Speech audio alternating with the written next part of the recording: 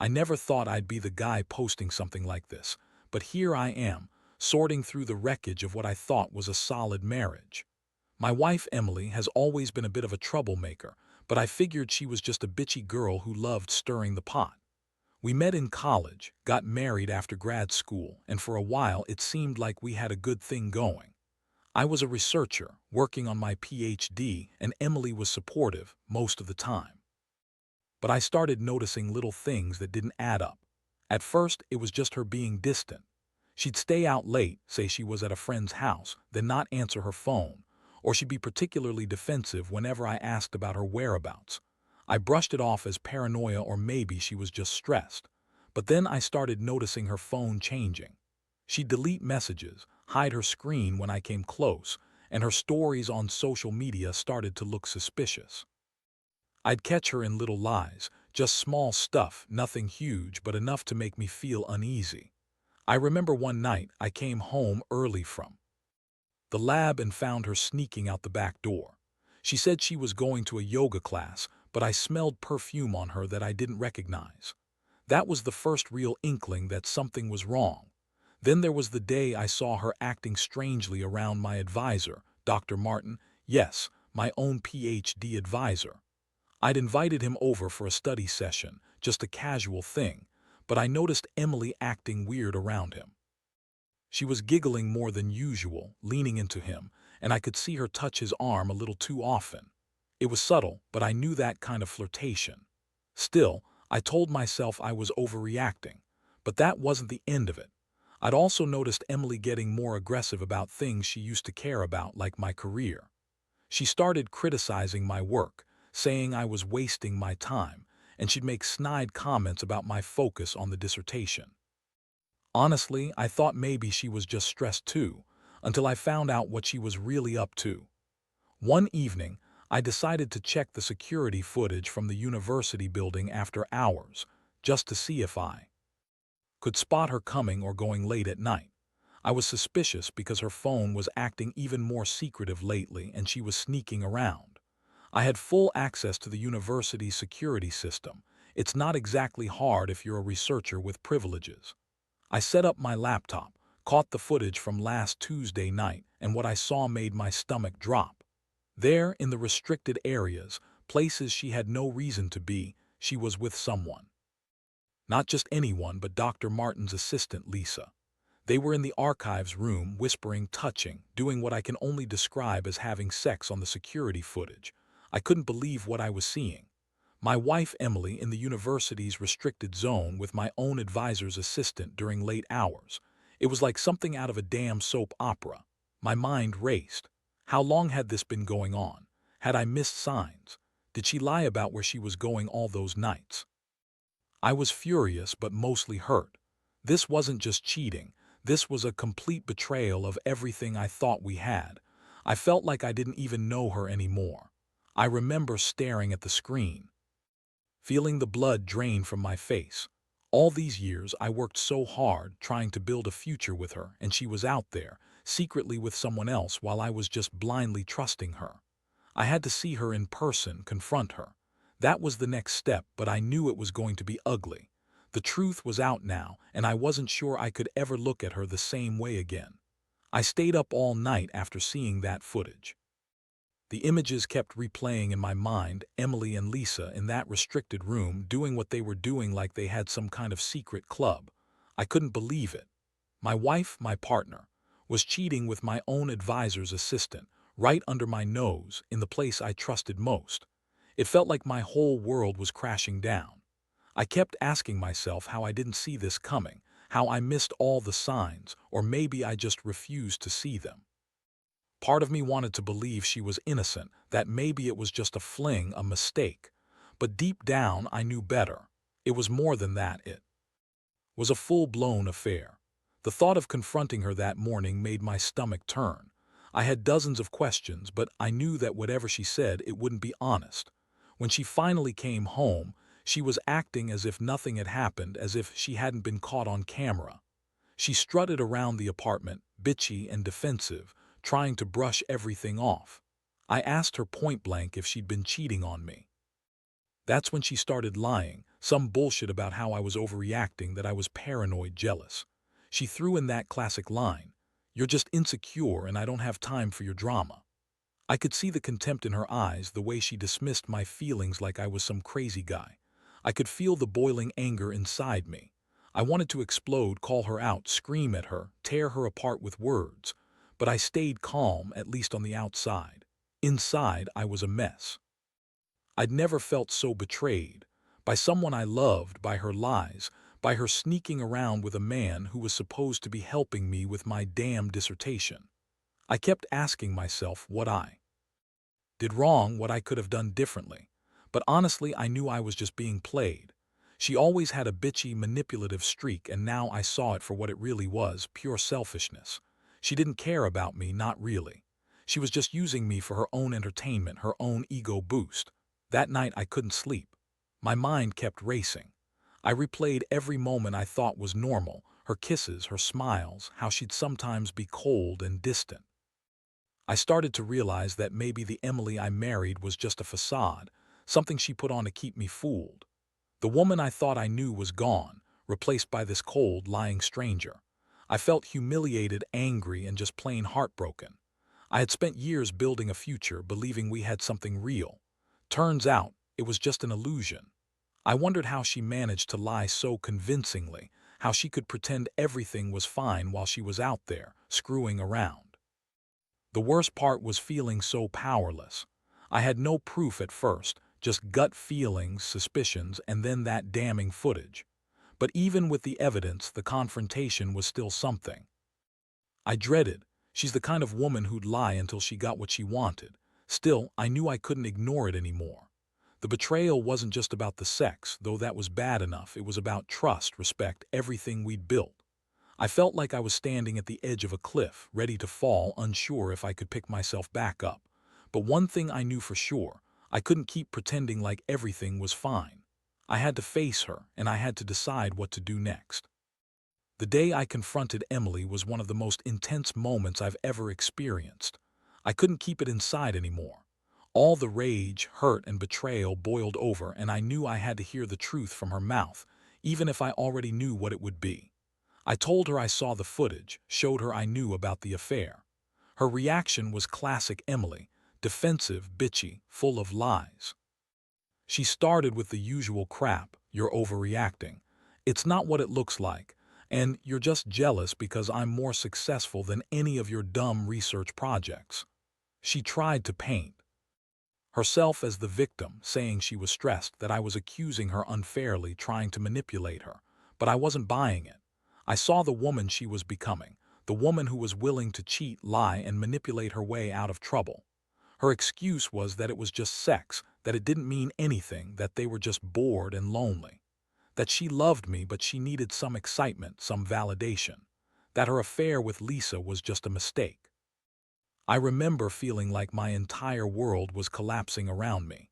How could she sit there and lie so effortlessly? How could she pretend she cared about me when she was screwing around with my advisor's assistant in the university's restricted zone? It was like a punch to the gut every time she added another excuse. I could see her trying to twist the story, trying to make herself look like the victim. But what really hurt was her tone. She was bitchy, condescending, dismissive, almost like I was the crazy one. "You're just insecure," she said again, brushing off my anger like it was nothing. "You think everything is about you, but this isn't a big deal. I didn't cheat on you emotionally. It was just sex, nothing more, I swear." I looked at her, trying to keep my composure, but inside I was tearing apart. I felt so angry at her, at myself, at the entire situation. How could I have been so blind? How could I have trusted her? All those nights I stayed up working, believing she was just out with friends or at her stupid book club. Turns out, she was out with someone else, in some secret affair that I never even suspected. I asked her why she did it. Her answer floored me. She said she was bored, that I was too focused on my work and not paying her enough attention, that I was obsessed with my dissertation and neglecting her. But it felt like she was just throwing more lies at me. The real reason was clear. She wanted to feel desired, wanted to have some control, some power over me. She wanted to feel alive, even if it meant lying, cheating, and betraying everything we'd built. I felt a sick mixture of anger and sadness. I wanted to scream at her, to shake her and tell her how much she'd hurt me, but I held back. I knew I had to keep my cool, at least for now. That confrontation was a turning point. I realized I couldn't fix things with her, not after what I saw and what she'd admitted. I saw her true colors and it made me feel sick. She looked at me with that bitchy smirk, trying to act like she was still in control, but I knew the truth now. She was a liar, a manipulator, and a cheat, and I wasn't going to let her get away with it. That day I made up my mind. I wouldn't stay, not after this. It was a brutal realization, but I understood that part of me had to walk away, rebuild what I could, and leave her behind. The trust was shattered, and I knew I'd never see her the same way again.